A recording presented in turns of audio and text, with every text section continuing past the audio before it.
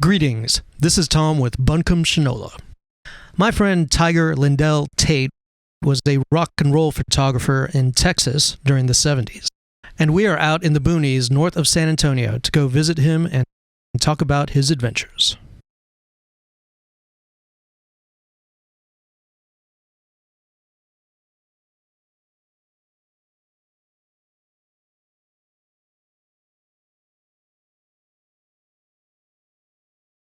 Okay, today on Tiger's Tales, we're going to be talking about the Sex Pistols at Randy's Rodeo in San Antonio, January 8th, 1978. Oh, God. Tiger was there. Let's see, at this point, you'd already been taking photographs of bands in San Antonio for like 4 or 5 years, right? Oh, several years. How many punk shows would you say you had done before this gig? Ramones. That's pretty much. We didn't get a lot of punk stuff down here. We never got the Stranglers or anything like that. You know, we got Patti Smith with, you know, UK Squeeze or whatever, but there wasn't very much that came here that were punk rock. But heavy metal bands would play at Randy's. Oh, too, so, big time. So you said that like Rush actually played this venue, like we talked about in our other video. Yes, Rush played there. Oz Can Oz is a big local favorite. Nobody else knows about him. I mean, that's where U2 first played here. Okay, so how did you find out about the Sex Pistols show? How did you decide you were going to go? Oh, well, I was into them right off the bat. I mean, in the old days when they had record stores, I saw, maybe, I don't know, maybe it was in Cream or some magazine or something, but they had the little 45s right there by the counter of Anarchy and, you know, God Save the Queen. And apparently those are worth a lot of money. But I got those and I said, this shit rocks, you know. Otherwise, you know, the things I was listening to back then would be The Damned, and never played here. A lot of these guys just wouldn't play in Texas. I don't know why. So you're pretty hip to them. You're pretty hip to them already. Oh yeah. I knew quite a bit about them. I knew that when they had Glenn Matlock as the bass player before Sid. Glenn Matlock could actually play a bass. Right. Sidney on the other side was, I don't know. So you said this show was not, it was maybe half full. You said the Rush show was actually more packed, right? Oh no, the Rush show was just insanely packed. But this was, you know, kind of. Yeah, this was not, you know, it wasn't a full gig. And man, a quarter of the people there were there just to heckle. Yeah. Like the guy behind me. Well, you're going to see quite a few pictures with a significant amount of debris. Oh yeah. On stage, you know. Well, that was a lot of it was everybody spitting and doing what they thought was right. No. How many people were throwing like beer cans and stuff? God, was it a lot of beer cans? A few. Oh, look at the stage. Look at the bones. It's like Carl Banhart. So did someone throw a pie, or is that like shaving? I think it was shaving cream. You think it was shaving cream? I don't think you could just walk in there with a pie. I don't know. I don't know. Maybe. You really never know. Oh, that's a good picture if you do this one right. Oh yeah, we got it. That's a great picture. So you were on a Sid's side here. You can see. See his. He got cut up. He's cut up pretty good. Oh yeah, he recently done a whole bunch of cutting up. This is a really good one. And that's a cool one, actually. This is a great one of Steve jumping up there. Yeah, that was great. This guy is a damn good guitarist. He really is. and he deserves to be in the top 100. I know. What was the band like? Were they sort of playing pretty good, or was it just a total wreck, or what was it like? It was actually pretty good. Apparently the Dallas show was like a real suck ass because I think they had unplugged Sid. Oh yeah. Toward the end, they actually literally unplugged them. I don't know. Well, San Antonio. All I know is I've heard several of them say that San Antonio at Randy's was the best show they ever did in America. I don't know about England. Yeah, for chaos' sake, certainly. Yeah, they did such an outrageous thing, but it was just a perfect classic. What you expected, you wanted a punk show, and you got one, you know? Okay, so everybody has heard the story of Sid hitting a guy with the bass. He never hit him. You know, but you were standing right next to him, so why don't you... He never hit him. So what happened before that? What happened leading up to that? Well, it was at the end of New York, he just got finished with them because the guy was throwing cans, and they weren't empty cans. And beer spewing and shit, you know. And it was just, the guy was a prick, is all there was, you know. He was just a cowboy, and he was a big guy. So I can't go over there and fuck with him.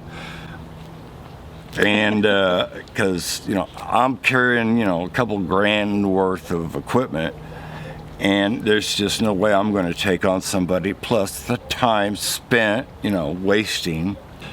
But, I mean, it was overblown, but the guy was an asshole, and he was a big cowboy. He was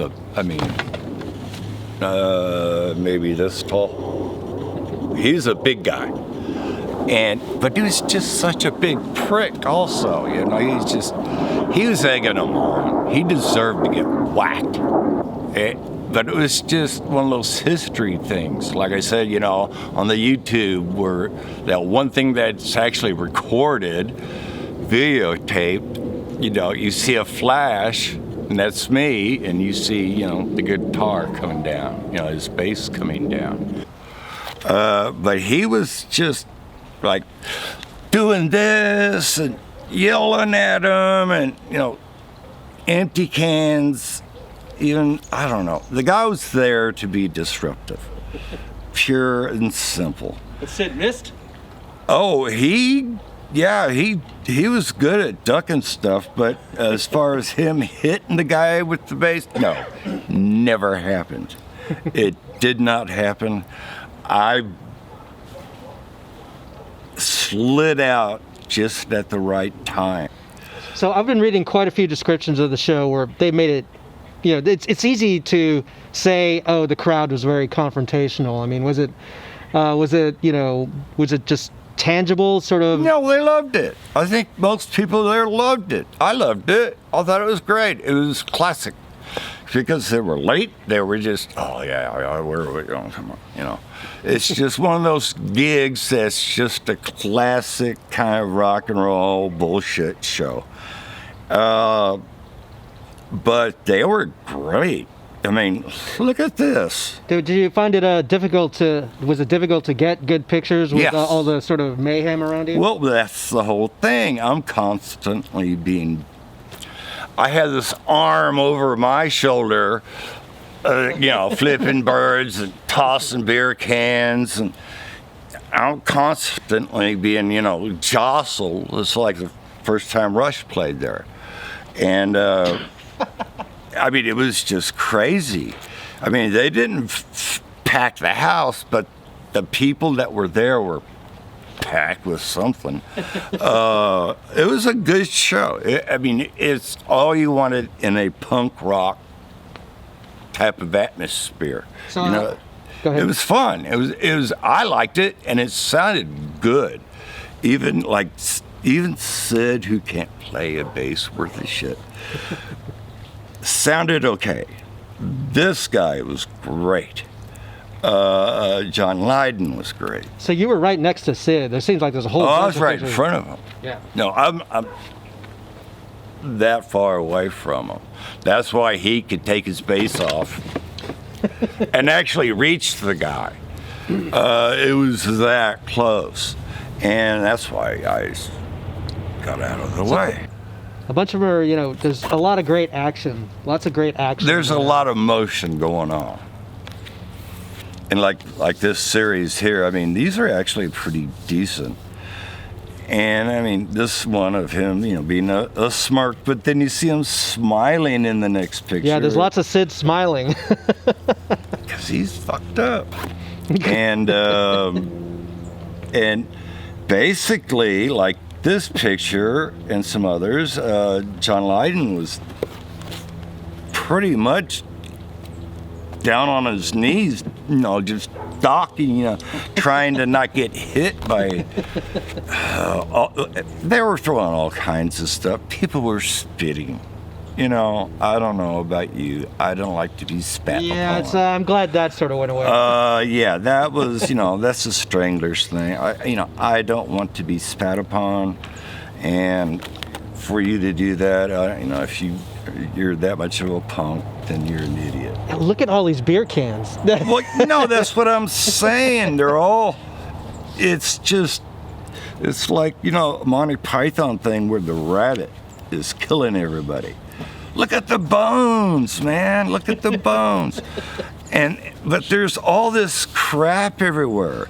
And you see him here where he's, you know, once again crouching down. This is another one where he's crouched down. You know, because he's smiling because he ducked and got away with it. And oh man. This series of Sid is pretty amazing. There's some good. I picked Sid's side just because I figured that's where the stuff would happen. If something went weird, I was going to be there. I should have been more center. I just wasn't. And you could see how dirty his hair is in that one, man. Oh, he was a true punk. There's no doubt about that. He was a scuzzbag. So what we have here these are not photographic quality, but they're posters that we're going to use for the upcoming show in January that the HICKOIDS are going to put on commemorating the 45th anniversary of the San Antonio Sex Pistols show. And I'll put up a link in the description for that. Historic link. Just follow the HICKOIDS or the Saucetex, and we'll keep you updated. I actually almost bought pants like that. In January, excuse me. We're hoping Tiger's going to be there to sign his work, but we'll see how it goes. Right. So here we go. We're checking out some of the first test. This is really a great shot. Yeah. It was one of the better ones from the side, for this sure. is what I only got in front of Sid because I figured he'd be the one that did something stupid. Well, no, it's the audience that did something stupid. And Sid was great. Fuck, man, these look beautiful when they're done right. You could see all the crap that they threw on stage. That's one of the ones we're cracking up about the most. Oh man, I mean, it's like one of those, you know, really roadhouse, you know, biker stage things where you need a chicken wire in front of the band because, you know, they're gonna throw shit at you. Wow. And he looks so happy right there, doesn't he? He's such a nice guy. Yeah, right. So, after you finished photographing the show, you went to more or less a normal sort of developer, right? And this is the sort of prints that you got. A photo map. But we do still have the original package, and we're and some of them look amazing. But some of them are stuck together. Yeah. And thankfully we had the negatives. Now, to people, you know, there might be people young enough watching this that may seem flabbergasted that you would take pictures at a concert.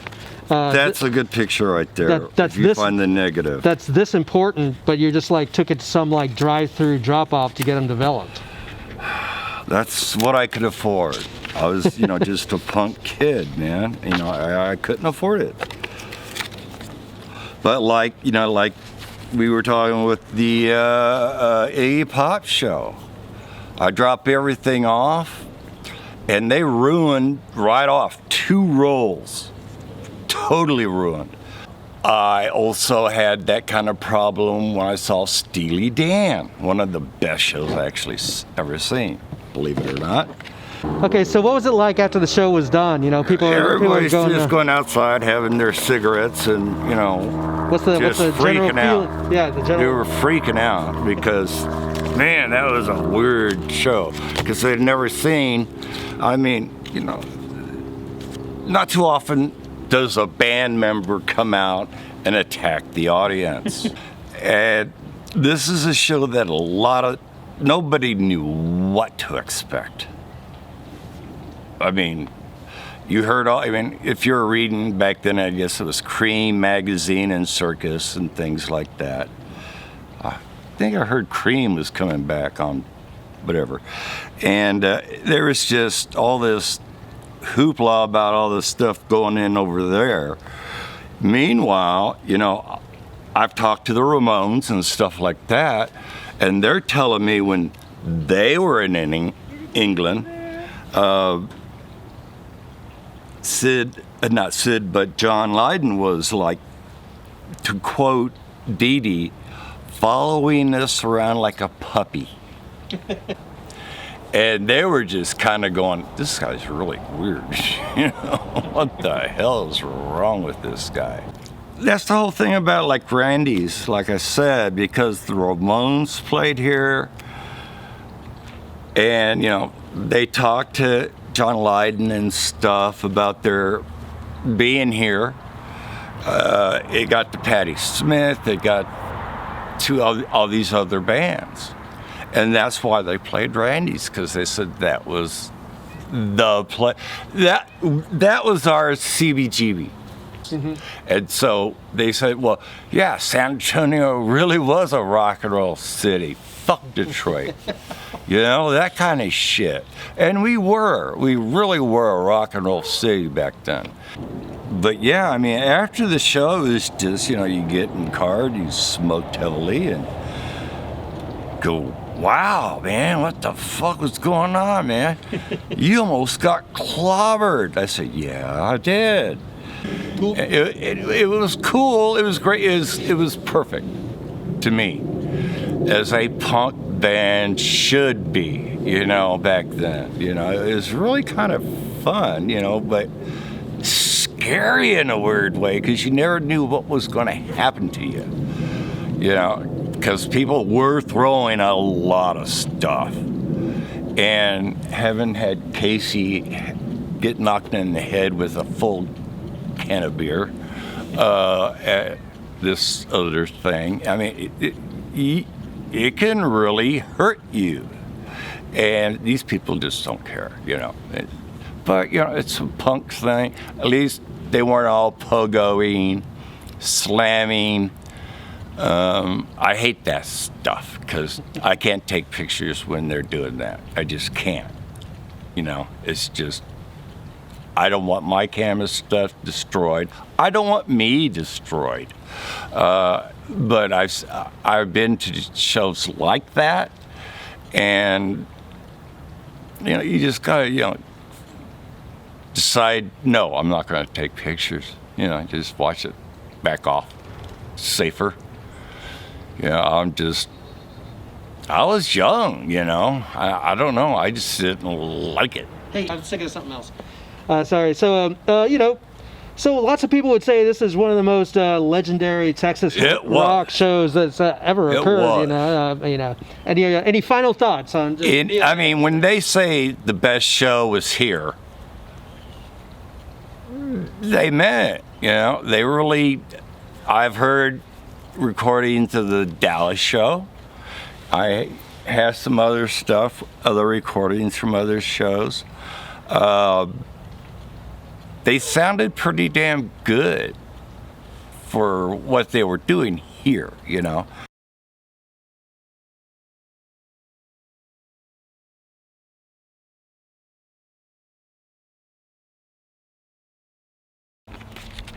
But you know, Jeff from the Hickoids was supposed to go to this show. His brother bought 2 tickets. His older brother, but at the last minute, his brother he decided to take a girl to the show instead. Hey, I can't. Hey, you can't blame him.